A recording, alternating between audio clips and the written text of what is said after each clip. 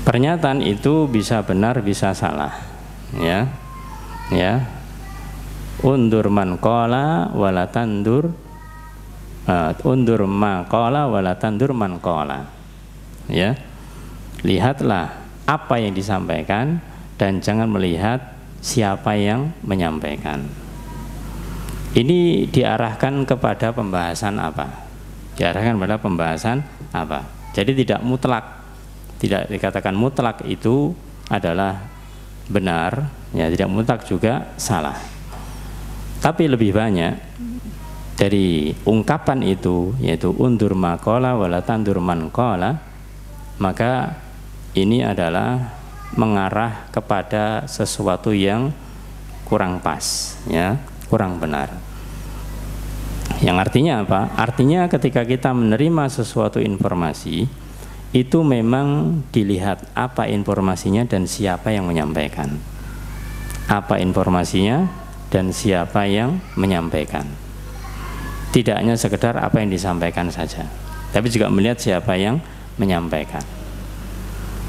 Nah, biasanya orang yang menyampaikan ungkapan itu, dia mengambil riwayat dari siapa?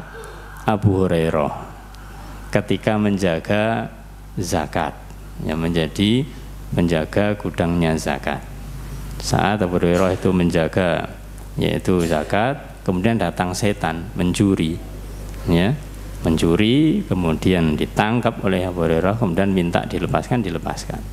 Besoknya lagi mencuri, ditangkap, kemudian diceritakan oleh Rasul sallallahu alaihi wasallam, ya, bahwasanya ada yang mencuri demikian. Maka Rasul mengatakan, ya, bahwasanya ketika ditangkap yang terakhir Abu Hurairah, kemudian dia minta dilepaskan, dia diajari apa?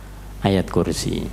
Ya, kalau kamu ingin terlepas dari godaan setan, bacalah ayat kursi. Dilepas oleh Abu Hurairah, maka dilaporkan kepada Rasulullah SAW. Ketika dilaporkan kepada Rasulullah SAW, maka Rasul mengatakan, ya sodakoka fahuwa kadub.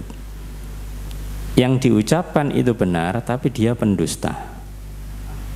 Ya, yang diucapkan itu benar, tapi dia itu pendusta. Ini yang kata-kata ini harus kita jelikan para jamaah.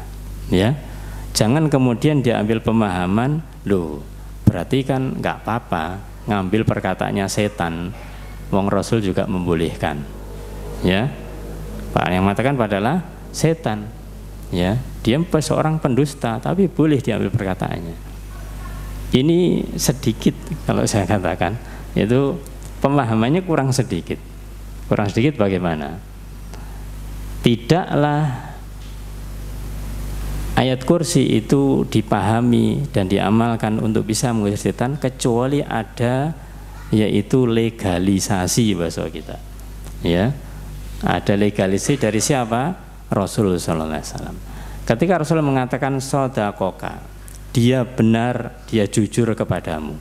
Yang mengetahui benar tidaknya siapa? Rasul. Ya. Sementara misalkan yang dikatakan itu tidak benar, ya Rasul akan mengatakan, ya dia sudah tidak benar, dusta lagi, kan begitu. Ya, berarti Rasul yang menentukannya, bukan semata-mata setan ini, bukan semata-mata setan ini. Memang, ya, kita ketika mendengarkan ungkapan-ungkapan yang benar, ya kita terima dari siapapun memang iya. Akan tetapi yang penting yang disampaikan itu bahasanya memang ada landasannya. Di sini disebutkan, sebentar ana carikan, ya. Ini hubungannya dengan tawadhu. Hubungannya dengan tawadhu. Dikatakan oleh para ulama salaf bahwasanya tawadhu itu engkau menerima kebenaran dari siapapun yang membawanya, kendati yang membawanya adalah anak kecil. Perhatikan di dalam perkataan sama salaf ini, engkau menerima kebenaran dari siapapun, ya, dari siapapun yang membawanya, kendati yang membawanya adalah anak kecil. Barang siapa menerima kebenaran dari siapapun yang membawanya, anak kecil atau orang dewasa, orang yang dicinta atau yang dibenci, maka ia adalah orang yang tawadhu. Ini hubungannya dengan masalah tawadhu. Tapi sebaliknya kalau dia itu menolak kebenaran, dia sombong. Dia adalah orang yang sombong. Nah, kembali kepada pertanyaan tadi itu, perkataan bahwasanya lihatlah apa yang disampaikan dan jangan melihat orang yang menyampaikan. Maka ini apalagi kalau misalkan terkait dengan masalah hadis, jelas tidak bisa. Jelas tidak bisa. Misalnya ada mengatakan Rasul bersabda demikian, harus dilihat siapa yang mengatakan. Siapa yang mengatakan. Ucapannya mungkin baik, ucapannya mungkin bagus, tapi belum tentu benar. Jadi yang pertama adalah benarnya, yang kedua adalah pembawanya, membawa hal itu. Sekali lagi hadis dari Abu Hurairah tadi itu ucapannya benar, yang membenarkan siapa? Rasul Sallallahu Alaihi Wasallam.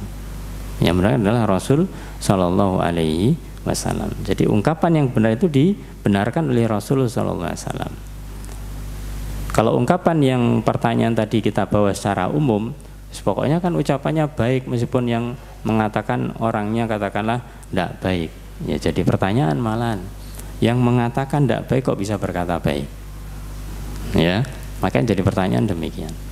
Maka bagi anak pribadi lebih mengambil dua-duanya. Jadi lihatlah apa yang diucapkan dan siapa yang mengucapkannya. Ya, siapa yang mengucapkannya. Kalau di dalam masalah hadis sangat jelas, ketika ada hadis itu siapa perawinya, ya, siapa dari sahabat siapa, kemudian meriwayatkan siapa. Nah itu terakhir nasihat ana bahwasanya untuk perkataan atau pernyataan yang semacam itu hendaklah di hati-hati, khawatirnya nanti diarahkan kepada hal yang tidak benar. Hal yang tidak benar, maka harus kita lihat yaitu apa yang dikatakan dan juga siapa yang mengatakan. Sehingga memang bisa jadi yang dikatakan benar, oh ternyata yang mengatakan ini orangnya tidak bisa dipercaya. Kita bisa cross check, dia dapat info dari mana, ya info dari mana, tabayun kepada yang lainnya. Ternyata kalau dia memang dapat info dari orang lain, kita tabayun memang benar orang lain mengatakan seperti itu, berarti kita menerimanya bukan karena orang yang membawa ini, ya. Karena dia terkenal mungkin dengan orang yang pelin-pelan atau orang yang tidak istiqomah, suka begini dan begitu. Tapi kita tabayun di atasnya ternyata memang benar, ya berarti kita menerima perkataannya karena dari yang benar di atasnya. Wallahu a'lam bishawab.